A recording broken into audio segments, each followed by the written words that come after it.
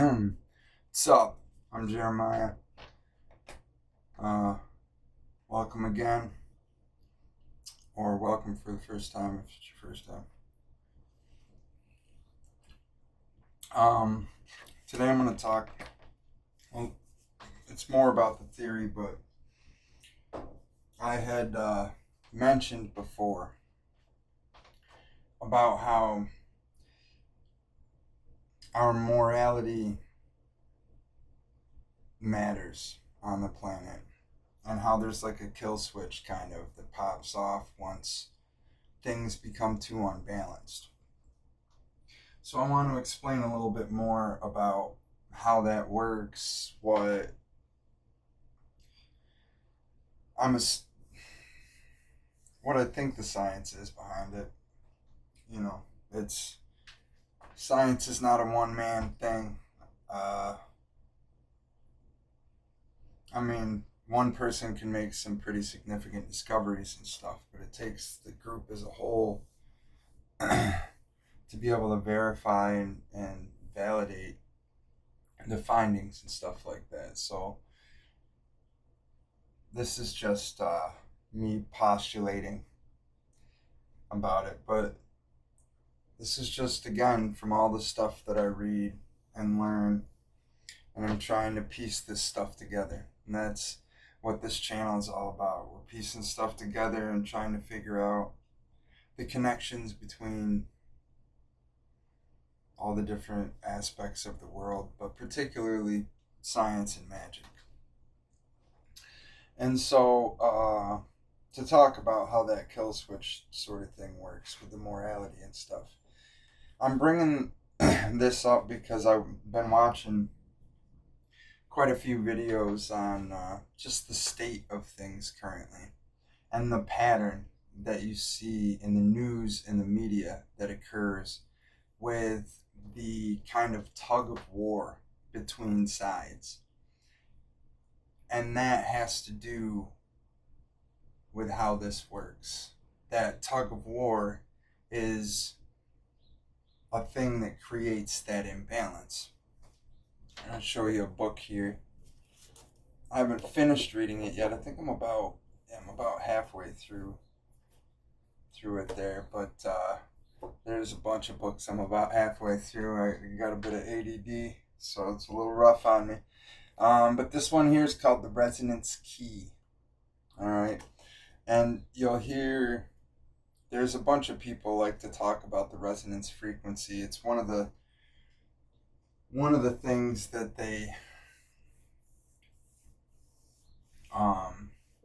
hypothesize or speculate, perhaps, that the building of the pyramids and Stonehenge and stuff was done using resonance frequency.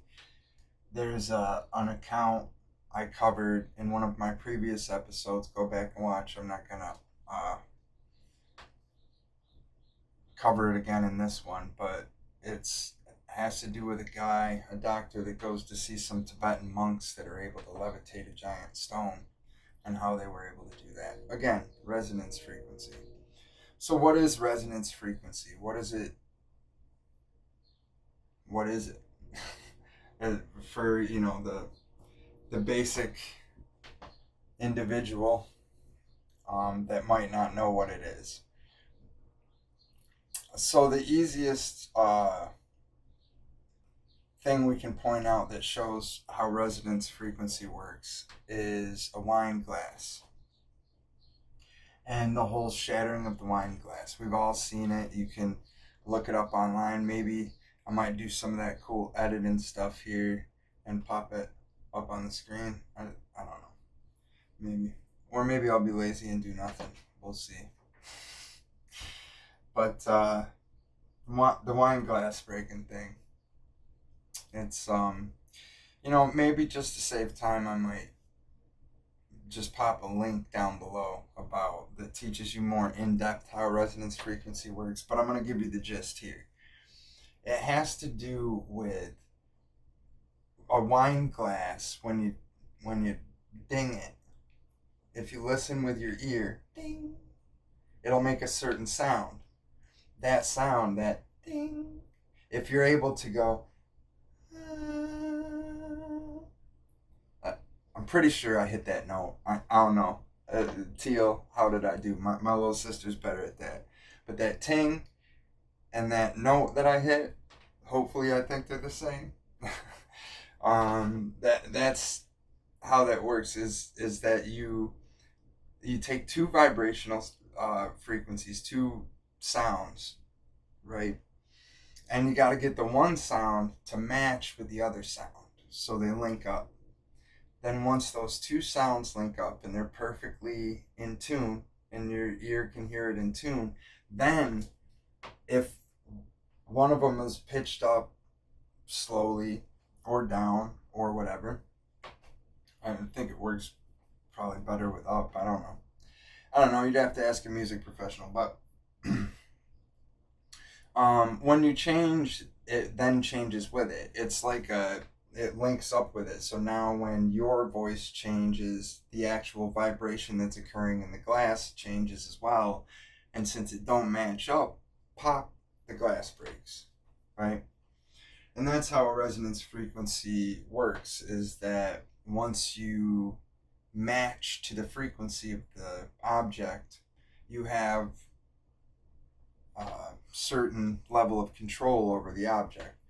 Randall Carlson talks a lot about it. He's been on the Joe Rogan podcast. He's a dope dude. Be awesome to meet him someday. He's got some cool projects going on with a couple labs or independent individuals or something that are just experimenting with resonance frequencies, and they have like this plasmoid model. It was a fascinating episode. You should try to look it up. If I can find it, I'll link that one as well. But they're trying to do particularly that. They have acoustic levitation that they're able to do. That's a scientific thing. So there's plausibility in this sort of argument that there is a resonance frequency that controls certain things. Now, the argument is, in this case, that it also has to do with consciousness, with morality, with our emotions and our mental state. And so there is a same sort of mechanism that occurs within human beings. Remember, as above, so below.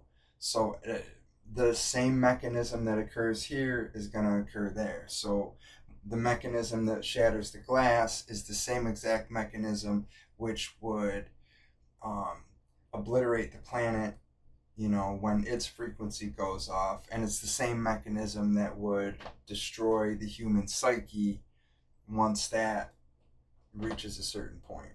You get what I'm saying? And so that has to do with waves, all right? It has to do with rocking the boat.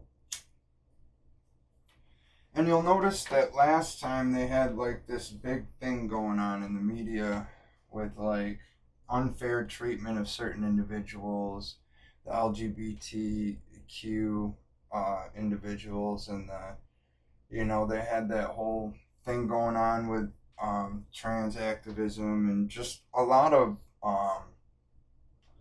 activism in general, just pushing certain stuff to, well, I'm not going to say it was to do this, but it certainly did upset an awful lot of people. And then the people that it didn't upset, they didn't care because they wanted the people that were upset to be upset. For some reason, people have it in their head that upsetting other people is a way to change their mind or something. And it's just, maybe in some circumstances that might be the case, but it's certainly not, I wouldn't say the easiest, and definitely not the most effective way to do it. Not for a long period of time, at least, or to like long-lasting effects. You know what I mean? If you want long-lasting effects, you want a person to come to that conclusion themselves. If you were trying to explain a situation like maybe trans rights and things like that to a person, then being rude and mean and terrible to the person isn't going to get them to accept your message, and come to the realization themselves. They need to reason through it. Some of us, we take time, dude, especially when it comes to like programming and things like that. No, this is not me placing a position on either of those things. I feel like these are things that humanity needs to work through, and then the individual as well. You when you come to that point in your life and you're questioning things like that, like your own sexuality or what have you, those are common struggles that most human beings at some point or another may wrestle with. I mean, depending on the topic, might not be sexuality, might be something else, but you get what I'm saying. We all got to work through that and learn who we are. But that's a Russian nesting doll, a Matryoshka doll style thing, because the individual is within a group, and that group, matures and grows as a group, and then that group is nested within another group that matures and grows, and so on and so forth. Which brings us to our whole wave hypothesis thing here. Now, what we want is a nice middle of the road. We want discussion, and we want people to not be freaking throwing Molotov cocktail bombs and dumb crap like that at protests. We don't want people acting up. We want peace, and we want people to have open dialogue about things, and not be overreacting and so on and so forth. But keeping the mood, nice and even. So here I got my board, and what we want is we want it right here. Okay, we want it nice and even. However, a lot of times there's fluctuations. Sometimes they're generational fluctuations. Sometimes it has to do with our moral stance on things. But they'll fluctuate back and forth like this.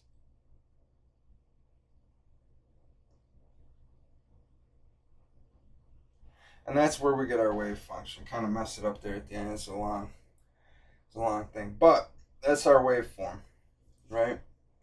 And that's that fluctuation, that staying off of the thing. Now, when things get really bad, those fluctuations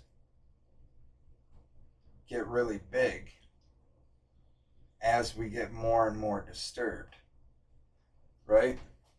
And that is the thing that will shatter the glass, so to speak. It will shatter the human psyche, or shatter the planet, or the solar system, or whatever it is. The balance is what is trying to be achieved. Okay? And so, by doing things like making it so that I don't know much about politics and the order of the sides or whatever, and so I'm not a side guy, they called people like that center or something, and it's whatever. It's about people and human beings, and has nothing to do with race or gender or any of that crap. If you truly are trying to abolish that sort of stuff, then why are you equating it into certain factoring things when it comes to stuff like politics and stuff? I mean, obviously there are certain conditional things that affect how a person thinks and stuff like that, but I'm just saying that that balance, we're trying to achieve the balance. And as you know, right-wing and left-wing politics are opposite ends of the aisle, so we're just using this as an example. It could be anything. We could be right, and then maybe you could also put, or instead put, women, like for women's activism and stuff like that, feminism, things like that. That was all really super pushed a while back. Now we're over on the other side of things. I don't know what sides of the aisle. I need to stop writing this stuff. I don't know what's up with the sides of the aisle. But I'm just saying, you get what I'm saying. It's like one side of the politics will say L for left and R for right, and then L for left, R for right. And there was a discussion I was having with my son one day, and someone, either in a video he had watched or something, had pointed out how that happens generationally. Usually it's a thing where, like, things are more conservative within one generation, more liberal in the next generation, conservative in the generation after that, and that each generation kind of flops back and forth, apparently. And if you notice, it would appear that sort of flip is happening quicker with more frequency. You see, you get the frequency thing. That's where a frequency comes in. When we're talking about frequency, that how frequent is it? How many times does this cross the line? So it crosses the line once, twice, 3 times. That frequency of 3 within this section or whatever. And then the amplitude is referring to how high these fluctuations are. And I guess to wrap this up, it's not just a political thing. This theory goes to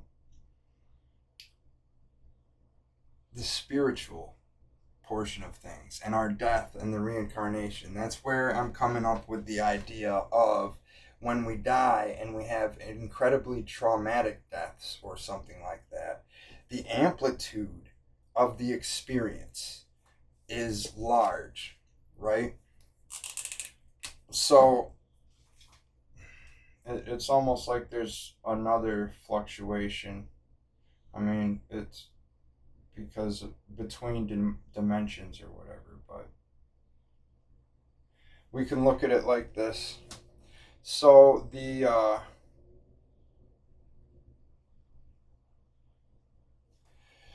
amplitude of this, as you can see, it's really super large and spread out and stuff like that, versus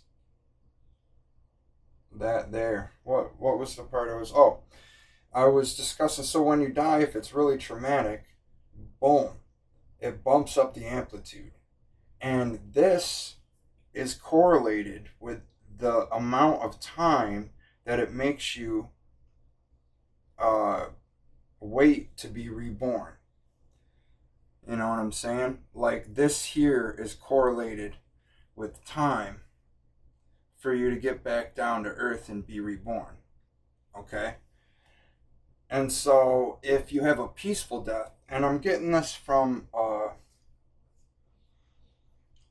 there was an interview I saw Sadhguru doing. I don't know if you guys are down with Sadhguru. There's, people have talked smack on him because of his spending habits. But, wisdom is wisdom. And if he's got some, you might as well listen regardless of whether or not the guy's got a private jet.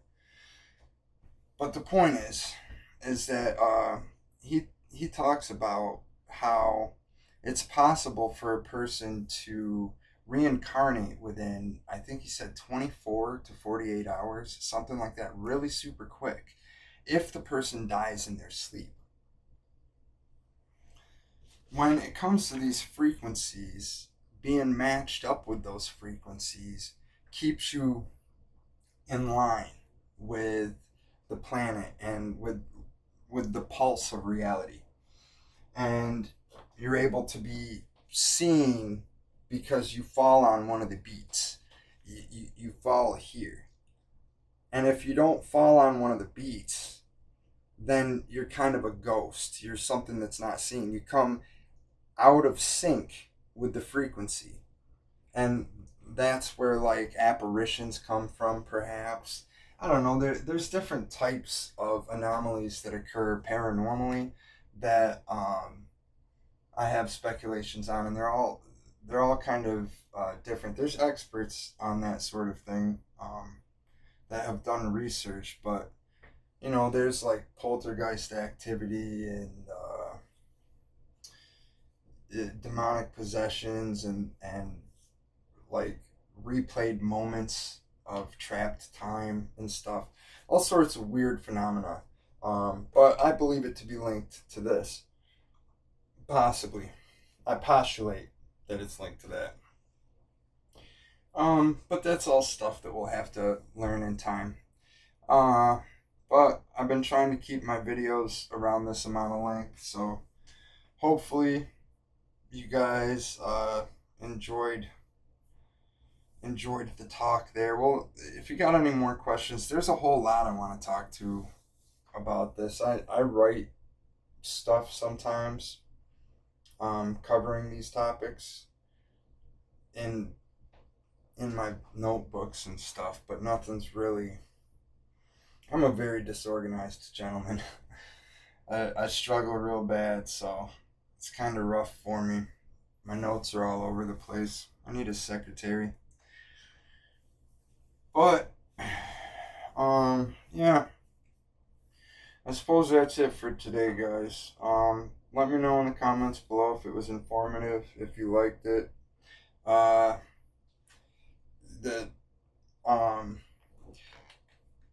Real quick before we go, when we were talking about the whole heaven and hell scenario and earth, we can think of this middle line here as that earth portion, and that the frequency dipping down here and stuff like that being more of the hell stuff, and this here being the heaven stuff. I don't like using those terms because of what's attached to it, but I guess this here being more the atmospheric or divine, whereas this is more of the subterranean or whatever. But again, we need to be wary of our direction because it's more of an in and an out. Right now I'm showing you this in 2 dimensions, but there's other dimensions to that. So I don't want to get too in depth about that part of it because I don't want to confuse any of you guys. I want you guys to follow along, but I can talk in depth about the directions more if you do find that to be confusing, or if you find any of this stuff to be confusing, just drop questions, let me know what's up. Yeah, I hope you liked the video, and give me some suggestions, especially if you want to hear about something in specific that you want me to talk about or give my opinion on. I appreciate all of you guys watching that do. I haven't gotten any comments yet or any likes or responses or feedback or nothing, and I ain't bitter about it. You guys do you, man. It's cool. I want to earn anything that I get, so if you don't like it, man, don't hit the button or dislike it if you think it's trash. And don't subscribe if you think I suck. Because, you can if you think I suck and you just want to sit there and talk shit, that's fine. Or talk crap. Oh man, I'm probably going to have to edit that out now. Oh, whatever.